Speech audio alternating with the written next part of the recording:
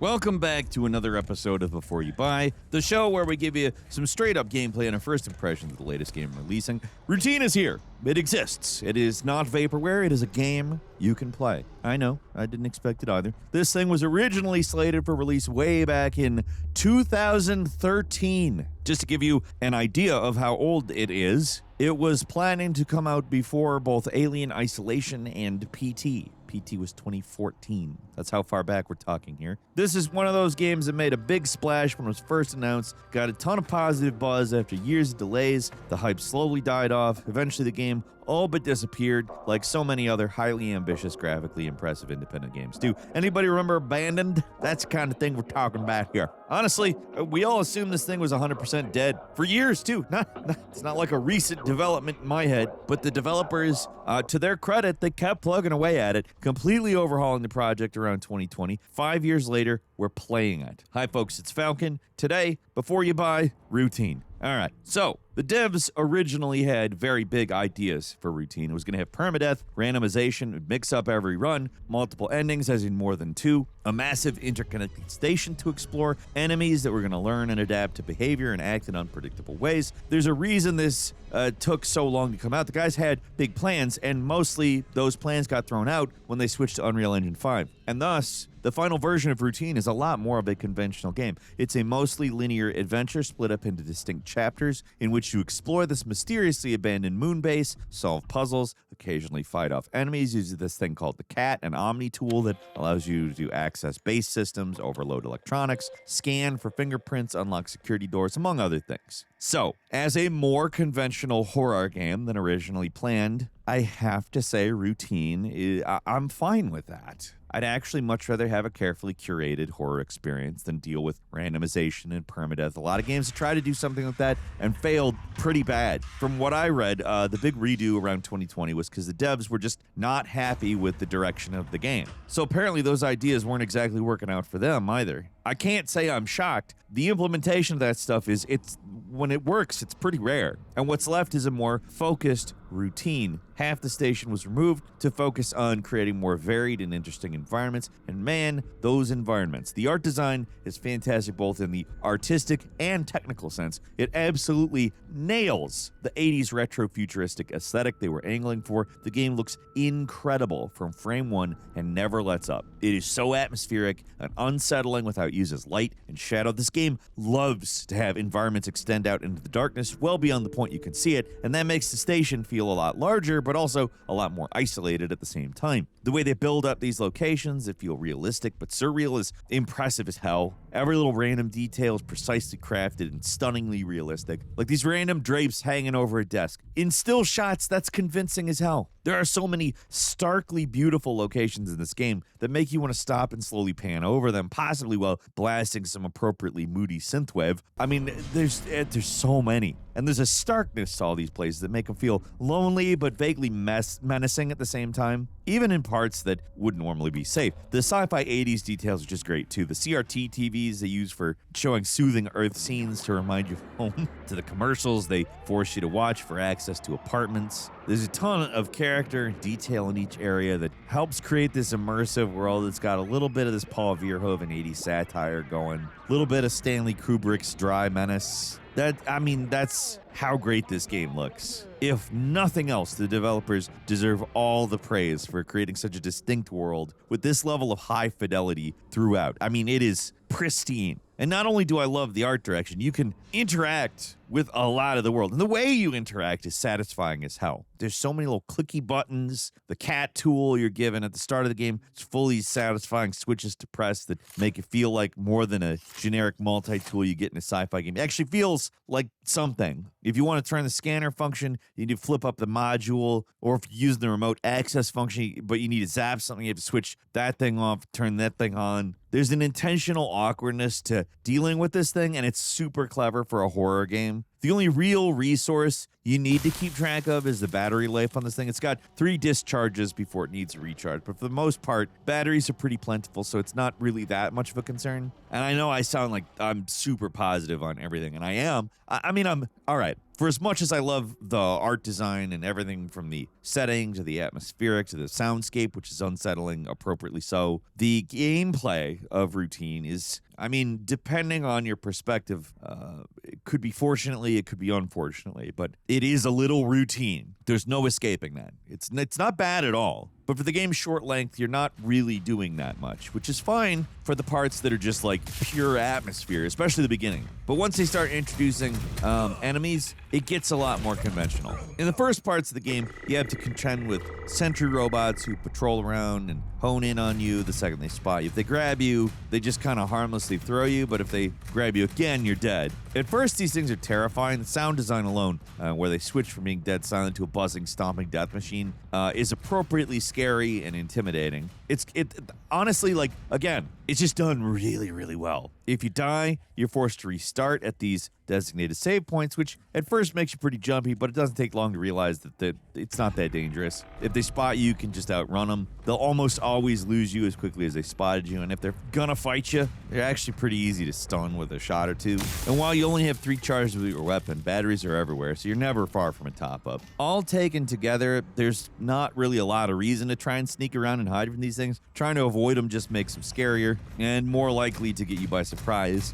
It's pretty much always easier to just run up to them and stun them and simply run past them. And that kind of neuters their scariness. If you can run circles around a monster, it's hard to get scared of it. Later parts of the game introduce more dangerous and terrifying creatures, but they're more annoying to deal with than actually scary. For as much work as the game's environmental design and soundscape do to tell you that this is all very spooky, past the initial half hour or so, it just doesn't work that well. There are scary moments here and there. They'll keep you on your toes, but like, I'm gonna say, like, if being afraid is a necessity for you to be having fun, this is just not as fun as something like Soma, where there's just dread and fear pretty much all the time. And the first half of the game, it's fairly well paced up through Chapter 3. The game does grind to a dead halt in Chapter 4 with an overly long, tedious segment where you're stuck endlessly wandering through this large facility forced to deal with the most annoying survival horror game puzzles. The limited power area, you can only open a few doors at a time. Oh yeah, there's that. This would be annoying if there was just one terminal you had to constantly backtrack to, but there are multiple power terminals you have to constantly backtrack to. And on top of that, local and global power settings to deal with. Each thing doesn't just have 1 or 2 doors, usually 4 or more doors to cycle. And you have no idea what each door does, how they connect to one another. So it's a slog navigating this place. I get that they wanted a much slower paced chapter where you're doing something other than dodging killer robots, but I do wish they had come up with basically anything other than power room puzzle, but much more of it than usual in a game. That chapter goes on way too long.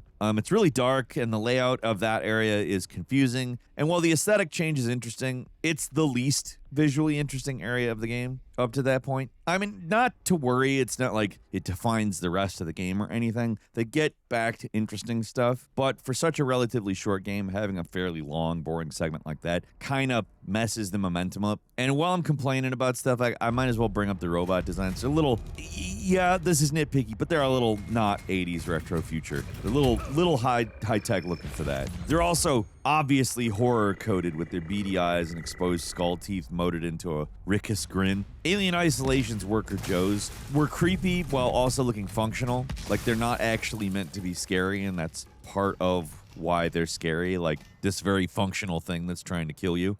These robots are just full-on horror monsters, full stop. You're not building these things unless you want them to jump scare people, like in Five Nights at Freddy's. It's a shame because the story actually is interesting. It's mostly told through like conventional text messages and audio logs, but the voice acting's really well done. The writing is straightforward, but with lots of personality. I appreciate they mix things up from time to time too, like finding worksheet printouts explaining how your cat works and whiteboards with sticky notes explaining the timeline of events. The plot at first seems like your average HAL 9000 evil computer run amok sort of thing, but without spoilers, I will say there is a lot more to it. This game goes in some weird and intriguing directions with the whole thing, and it gets a little trippier by the end. I do wish that it was a little longer. That's my main complaint there, because the story's quality. Could have lived with another hour or two. You could finish this thing in a lazy afternoon if you want. There's not a lot to it. Not unsatisfying, but just exploring the eerie space station is great, and I wish there was more of it, because that's when the game is at its best. The killer robots, the more they appear, the less invested I am. Like, I kind of can't believe I'm saying this, but it might have benefited more from being closer to their earliest ideas about the game essentially being a walking simulator. I know, like, that might sound like a weird thing to say. Like, generally, I'm not, like, averse to walking simulators. I don't automatically think they're bad. That being said, the majority of them are. And I feel like this probably could have been one of the better ones. Like, the scariest, most unsettling stuff and routine are the parts where you're alone with just you and the suffocating darkness of the station, aware that you're cut off from any kind of help or rescue. That's more scary. The anticipation of something scary is much more effective than the actual horror stuff. And I don't think any of that is outright bad. I really don't. In fact, nothing in this game is outright bad. It's mostly fine to good. Like, this could have been a really frustrating game to get through, and it actually wasn't. If anything, it's maybe a little bit too accommodating and easy, but I'd rather ultimately have that than frustrated and miserable. For all the faults I did list, this is not a chore to play.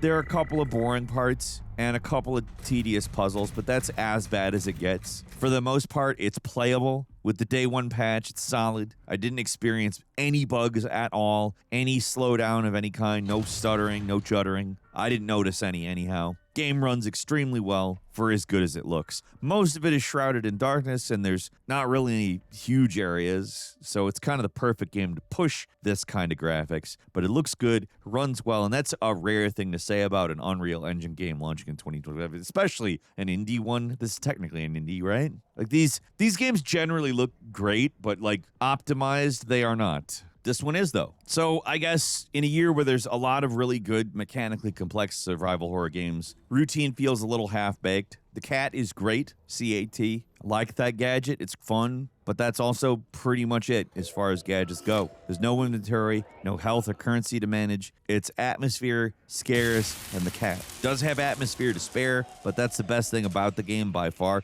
And mostly stops being scary less than an hour in and never really gets the scary groove back if that's important to you. It's not necessarily important to me. Other games at least have enough going on that if they're not scary, though, there's enough depth that keeps you engaged. And that's, I mean, I don't want to say it doesn't, but you're basically just moving forward to see how the story resolves and to see what other cool bits of imagery the game is going to throw at you. All that stuff is very, very good, but at that point, it's kind of an audio-visual exercise and not really a massively satisfying game. But as much as I feel like this sounds like it might be a negative thing, like I've just been complaining about it, I liked it. I like routine. It's maybe a little more forgettable than such a highly anticipated game should be. I mean, you're probably talking about a 5-6 hour game for $24.99.